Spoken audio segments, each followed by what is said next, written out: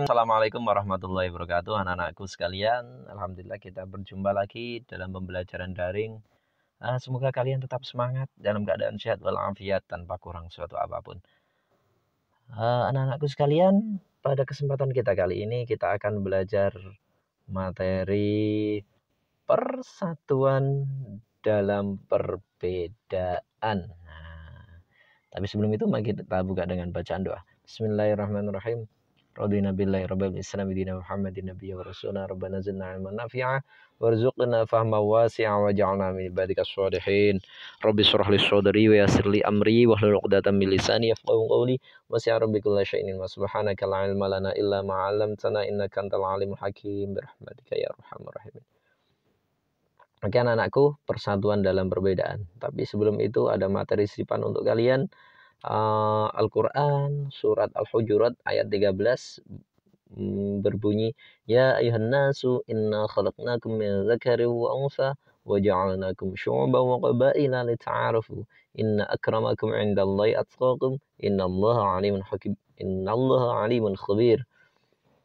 Yang artinya, hai manusia, sesungguhnya Allah telah menciptakan kamu dari seorang laki-laki dan perempuan dan menjadikan kamu berbangsa-bangsa, bersuku-suku supaya kamu saling mengenal. Jadi memang Allah sudah menjadikan manusia itu berbangsa-bangsa, bersuku-suku supaya saling mengenal. Sesungguhnya orang yang paling mulia di antara kalian di sisi Allah adalah yang paling bertakwa. Sesungguhnya Allah Maha mengetahui dan lagi Maha mengenal. Jadi di sini di ayat ini bahwa kita semuanya itu diciptakan oleh Allah berbeda-beda supaya apa? Supaya kita saling mengenal, bukan untuk saling menyakiti dan lain-lain. Oke, sesuai dengan materi kita kali ini adalah persatuan dalam perbedaan. Kita tahu anak-anakku, Indonesia ini sangat majemuk, maka persatuan dalam perbedaan ini sangat penting.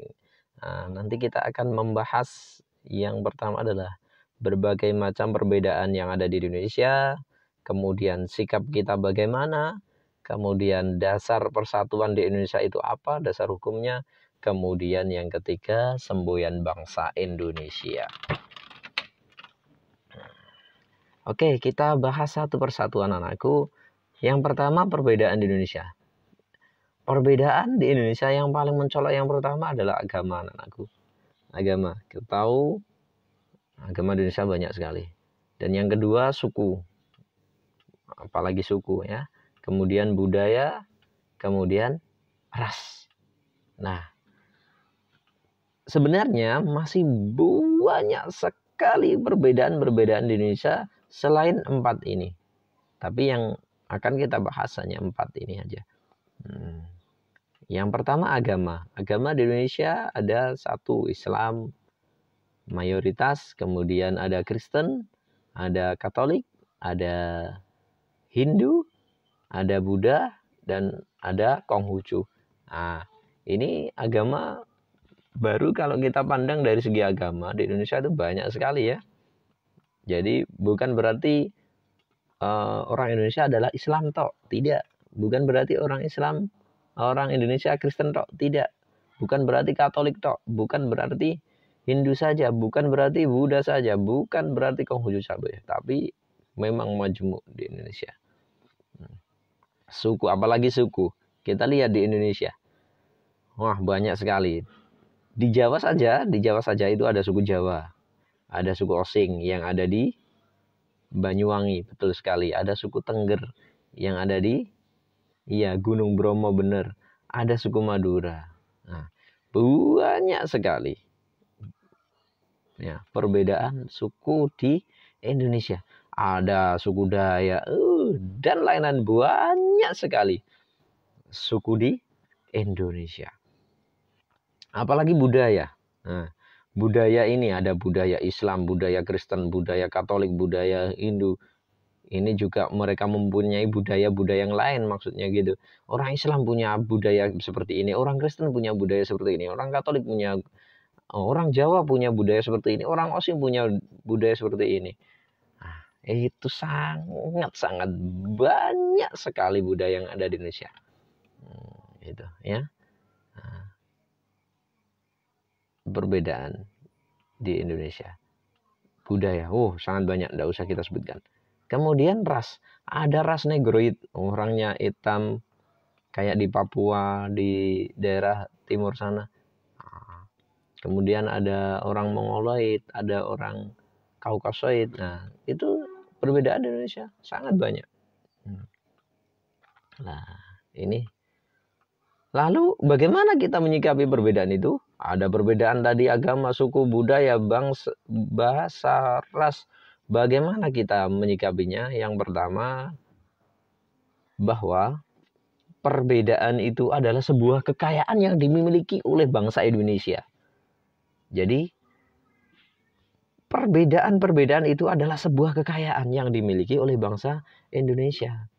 Bayangkan, semua kamu di rumah, punya mobil, punya sepeda motor, punya apa-apa, berarti kan tambah kaya. Tambah banyak perbedaannya, berarti tambah kaya, ya bang? Ya kan? Kalau cuma punya satu berarti kan kurang kaya. Tapi kalau punya mobil, punya rumah, punya semuanya berarti kan kaya. Ini juga kalau punya semuanya berarti ternyata Indonesia kaya.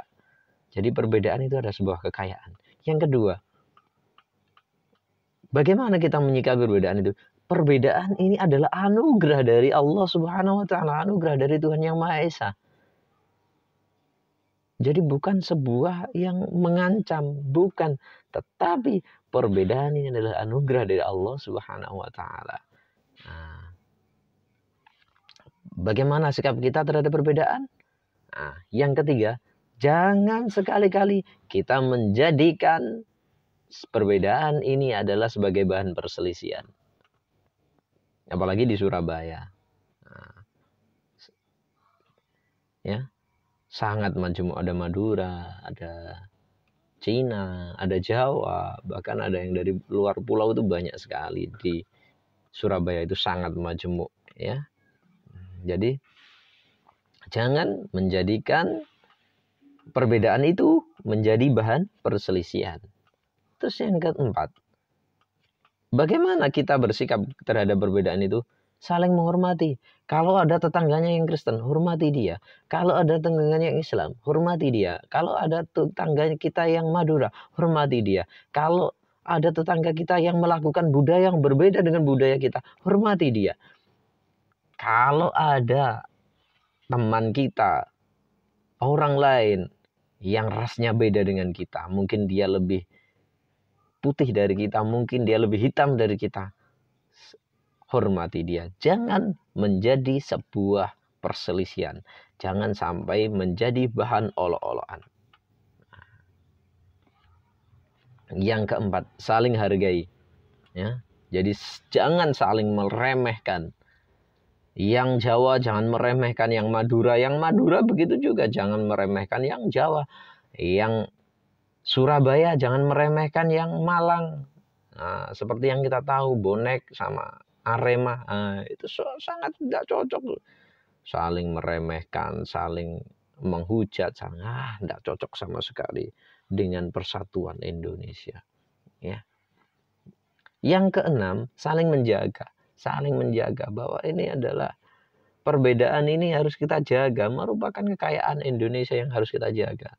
Bukan malah saling menghancurkan, tapi kita harus saling menjaga. Yang ketujuh, saling toleransi. Bagaimana toleransi itu? Nah, ketika ada umat lain, beragama lain melakukan peribadatan, kita harus menghormatinya. Kita membiarkan, kita toleransi. Nah, toleransi sangat penting, lebih dari apapun, ya. Toleransi. Terus yang kedelapan, jangan sampai kita merasa menjadi paling baik di antara yang lain. Jangan sampai, saya orang Jawa lebih baik dari orang Madura. Yang Madura juga gitu, saya orang Madura lebih baik dari orang Jawa. Jangan sampai seperti itu. Ya, itu adalah sikap bagaimana kita menyikapi sebuah perbedaan yang ada di Indonesia. Semoga kita semuanya bisa menjaga persatuan Indonesia ini. Harus kita jaga betul-betul tumpah darah Indonesia ini. Ya.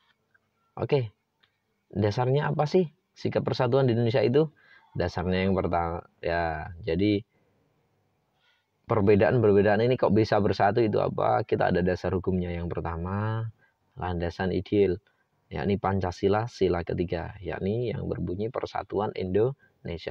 Berarti kalau kalian mengolok-olok teman yang beda agama, beda suku, beda ras, beda bahasa, itu sama-sama apa ya?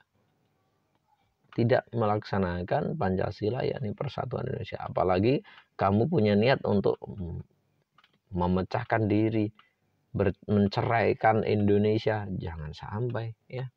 Itu landasan yang pertama, Persatuan Indonesia. Yang kedua, landasan konstitusional, yakni Undang-Undang Dasar 45. Di pembukaannya itu ada yang berbunyi yang di alinea keempat, yakni negara Republik Indonesia berkedaulatan rakyat dengan berdasarkan pada jadi ketuhanan yang Maha Esa, sampai terakhir ada Persatuan Indonesia sampai nanti di akhir keadilan sosial gitu. Jadi itu di alinea keempat ini landasan konstitusional di Undang-Undang Dasar 1945. Jadi kita harus benar-benar menjaga persatuan Indonesia. Disebutkan dalam pasal 1 ayat 1 bahwa negara Indonesia adalah negara kesatuan. Nah, bayangkan kesatuan. Jadi kesatuan itu awalnya dari apa? Dari berbagai macam perbedaan yang dijadikan satu. Jadi jangan sampai merasa paling baik di antara orang-orang yang lain yang ada di Indonesia. Ya. Yang ketiga, landasan operasional, yakni ada TAP MPR nomor 4 garis miring MPR garis miring tahun 1999 tentang garis-garis besar haluan negara atau alias GBHN. Itu adalah dasar sikap persatuan yang ada di Indonesia. Ada 3 ya, anak-anakku. Ada landasan izin Pancasila, landasan konstitusional Undang-Undang Dasar 1945, dan ada landasan operasional yakni TAP MPR. Oke. Semboyan bangsa Indonesia. Dari perbedaan-perbedaan suku ini ternyata Indonesia punya semboyan untuk menyatukan. Apa? Oke, saya yakin kalian sudah tahu. Yakni Bhinneka Tunggal Ika. Berbeda-beda tetapi tetap satu jua. Ini adalah semboyan yang berasal dari bahasa Sanskerta. Nah, ini kata-kata ini dicuplik dalam kitab Sutasoma ya, karya Empu Tantular. Nah, ini jadi kitab Sutasoma ini karya sastra terbesar kedua. Yang pertama itu Nagara Kertagama. Nah, ini yang pertama yang terbesar, yang kedua Sutasoma yang ditulis oleh Pujangga Pujangga siapa? Ya, Pujangga Istana Kerajaan Majapahit, yakni Empu Tantular. Ya, nah, ini kitab Sutasoma ini karangan Empu Tantular. Di situ ada sebuah kata-kata yang berbunyi Bhinneka Tunggal Ika. Apa artinya? Walaupun berbeda-beda, tetap satu Indonesia. Oke, terima kasih. Semoga bermanfaat pembelajaran kita kali ini. Untuk tugas kalian cukup dicatat saja. Kita tutup bersama dengan bacaan doa. Wabillahi taufiq wal hidayah warudhu wal inayah. Wassalamualaikum warahmatullahi wabarakatuh.